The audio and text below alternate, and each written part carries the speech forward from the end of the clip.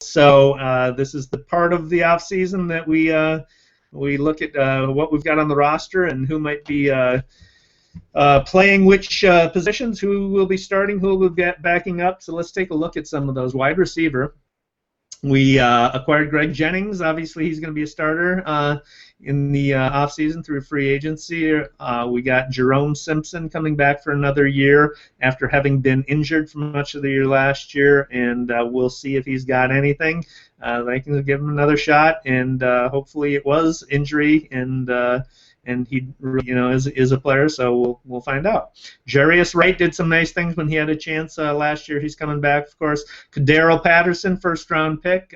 He's going to make the team, and there's a nice catch, one-handed catch. That you can see the video on Vikings.com of Cordarrelle Patterson in training camp yesterday. So check that out. So with the receivers, then you're down to Greg Child, who was our fourth-round pick last year, and I think everybody has a lot of hope for. But of course, he tore two knee patellar tendons in last year, and he's been put on the physically unable to perform list for now. So, but he has been working out during OTAs, and so I think the Vikings have hope for him, and I think they'd rather want to have him on the roster. So we'll see how that shakes out. Joe Webb, of course, has switched to receiver.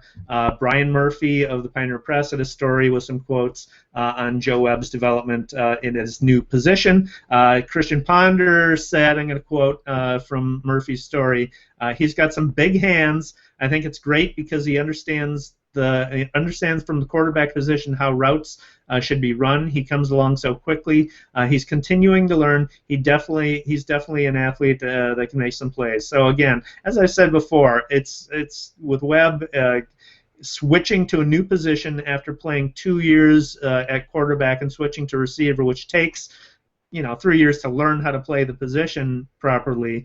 It's going to be real tough for him, but his experience as a quarterback should definitely give him some insight and help him speed along his development. So Greg Jennings, too, had something to say. This is from Dan Weeder of Star Tribune. Quoted him saying he can catch the ball. Jennings says Webb can catch the ball, and that's the first hurdle. If he can't catch, he can't be taught. Troy Williamson, he'll notice the little things without someone telling him, which lets me know he's willing to work to improve, to really home in on the skills that it takes to perform at a high level at this position. So again, I think that experience at quarterback helps him with wide receiver. I had been thinking that I'd be very surprised if Webb makes the team. I think he has a much stronger shot at making the team if he can prove that he can return punts. But I don't know. With the rest of the receivers on the team, we've got Stephen Burton, who is coming back for his third year, and he really hasn't done anything. So I don't know about him. And then you got a handful of guys: Eric Highsmith, Rodney Smith, Chris Summers, Adam Thielen, the hometown boy from Minnesota State. These guys are intriguing. Rodney Smith is 6'6", Chris Summers 6'5", Thielen 6'3", Eric Highsmith is 6'3". So these are all pretty big receivers. So maybe the Vikings could take a chance on one of these guys, but I don't know. It does not seem as implausible to me that Webb could make the team as a receiver as it has before. So there's that. Guard, I think, is a position to watch. We had a great offensive line last year, no doubt about it. Adrian Peterson nearly broke the single-season rushing record after coming back from his surgery. So the offensive line had a lot to do with that, but I think the weakness in the offensive line is at guard, especially with Charlie Johnson. Brandon Fusco as well. So I think there's some competition to be had at that guard spot. You've got Seth Olson, he's a fourth-year guy, and then two rookies in Jeff Baca and Travis Bond, and I'm sure the Vikings coaches would like to see some heavy competition for those guard spots, at least at the very least to make both Johnson and Fusco better. But I don't know. I think it's a position we need to shore up because I don't think Johnson especially is as good as we'd like. So. Tackle, you've got everybody's excited about first-round pick Sharrif Floyd coming into the team. He's a 3 technique. Kevin Williams is still there. Kevin Williams is still playing at a high level, even though a lot of people are saying he's dropped off. Maybe he isn't what he was in his prime, but he's still a very, very good tackle. So Sharrif Floyd, the Vikings have the luxury of having Sharrif Floyd back up Kevin Williams, learn from him, and not have to throw him to the wolves immediately.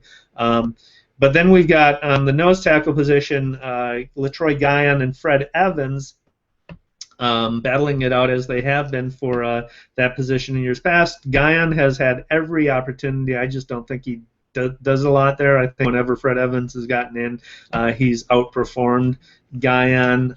We got Christian Ballard, who really has never showed anything, and I'd be surprised if he makes the roster this year. And then you've got Chase Baker, first-year guy, or a guy with 1 year experience. Everett Dawkins, our 7th rounder this year, and Anthony McLeod is rookie free agent.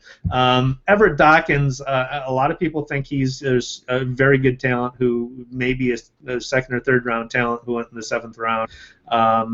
So, I think it's position to watch. I think the sore spot or the weakness along the defensive line is at the nose tackle position, and even if we could get if Sharrif Floyd can play nose tackle, that'd be awesome too. So we'll see. To highlight just how good Kevin Williams is and has been since we drafted him. This is from Football Outsiders. Kevin Williams leads the league in tip passes from 2008 to 2012 with 28. So Kevin Williams has had 28 tip passes, leading the league during the time that he's been in the league. And Jared Allen has had 12 during that period. So if this is Kevin Williams last year, and Jared Allen leave, they're on their final year of their contracts. Then that's part of the game that a lot of people, not many people are thinking about. Be able to recoup that. Kevin Williams is very good at that. So who knows? Linebacker, I think, is the most interesting position battle to watch this training camp. Aaron Henderson started camp at the Mike position, which he said is mine. He wants it. There's no doubt about it. He has made it very clear that he wants to be the middle linebacker for this, the starting middle linebacker for the Vikings this year. We, of course, obtained Desmond Bishop, and he started in training camp at the will position in rotation with Marvin Mitchell and rookie Gerald Hodges. So he's being eased in at that weak side position. As he has to learn the defense, as he learn the terminology and get himself acclimated and everything, and then rookie linebacker Michael Motti has been cleared for practice too. So he's coming off another torn ACL, and a lot of people think he's a 2nd round talent that the Vikings got in, I think, 7th round. So he might be the Vikings middle linebacker of the future. When he was healthy at Penn State, he was pretty awesome. So that's a guy to keep an eye on. But I think it's fascinating the way that the Vikings are handling the addition of Desmond Bishop. And Bishop, of course, played inside linebacker with the Packers, and he excelled there. And you would think that the Vikings would want him to be the middle linebacker, just given on his past performance. Assuming he's healthy and everything and learns the system well, you'd think that's where they want him, and move Aaron Henderson back to his natural position on the weak side where he's always played. They're being diplomatic about this, I think. They're being both practical and diplomatic. They're starting Bishop on the weak side in rotation with a rookie and a special teamer, Marvin Mitchell, and using Aaron Henderson in the middle linebacker position, basically telling Aaron Henderson it's yours to lose without actually saying that. giving Desmond Bishop time to learn the system, learn the terminology, learn the playbook. And then if Adrian Henderson just doesn't impress enough in camp, they can say they gave him a chance and he didn't win the job, and all is, there's no necessarily hurt feelings that are going to be on Aaron Henderson's part. So I think they're handling it very, very well, and we'll see how it works out. But by the end of the day, by the beginning of the regular season, I think Desmond Bishop will be the middle linebacker, Aaron Henderson will be the will, and Chad Greenway will be on the other side. So, cornerbacks. So, ideally, the Vikings want Chris Cook and Xavier Rhodes to be the starting outside cornerbacks, with Josh Robinson handling this slot, handling the nickel position.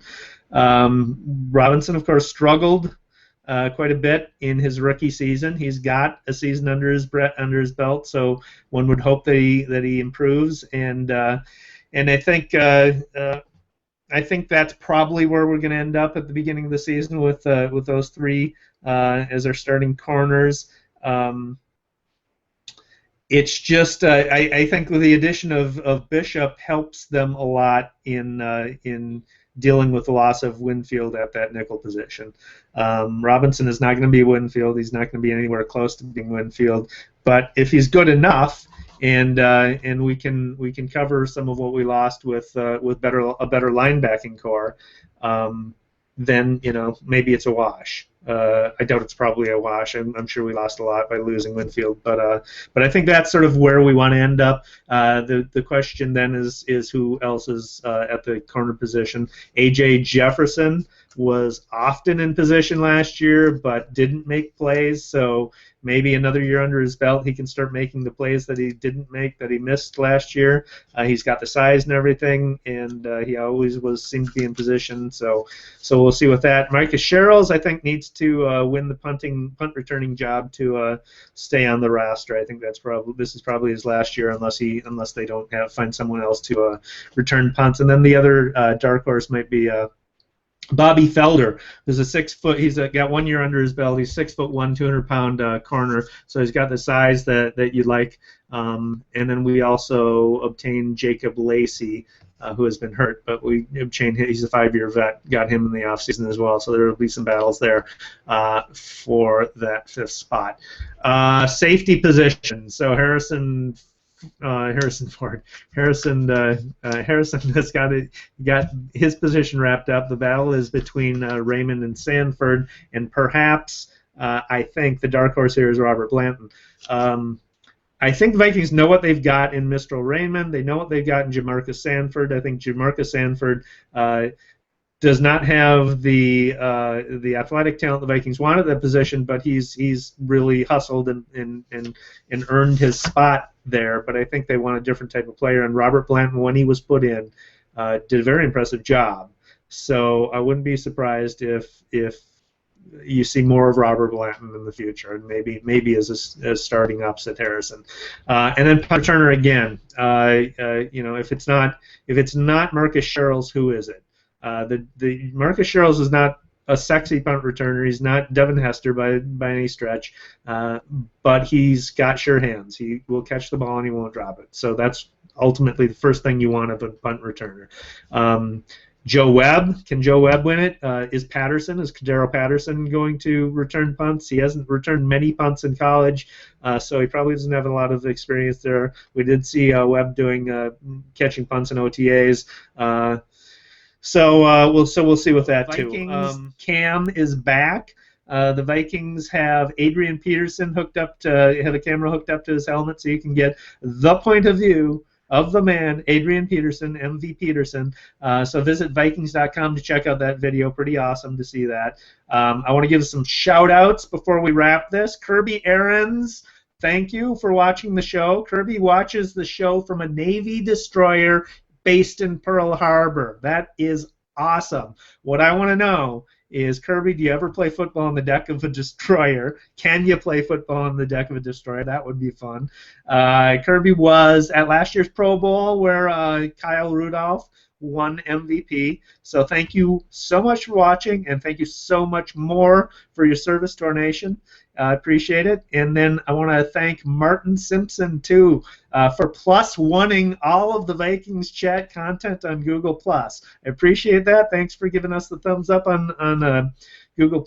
And I just want to point out the importance of social media for spreading the word and helping spread the word about the Vikings chat.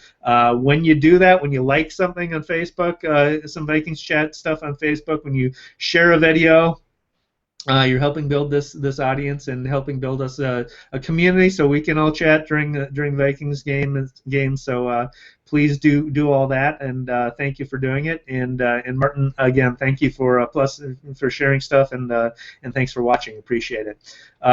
So let's wrap this. It's been a long episode. We'll be back next week. MinnesotaVikingsChat.com is where you can find us. Also on Facebook at facebook.com/Minnesota Vikings Chat. On Twitter at Minnesota Vikings Chat. Or at Twitter on twitter.com/MNVikingsChat, and of course use the Vikings Chat hashtag so we know when you're talking about the Vikings. What do you think? What do you think about this podcast? Leave your comments below, and be sure to subscribe to Minnesota Vikings YouTube channel so you don't miss any of these videos. So that's it. That's a wrap for this week. My name's David Erickson, host of Minnesota Vikings Chat, and we'll see you next week. Until then, go Vikings!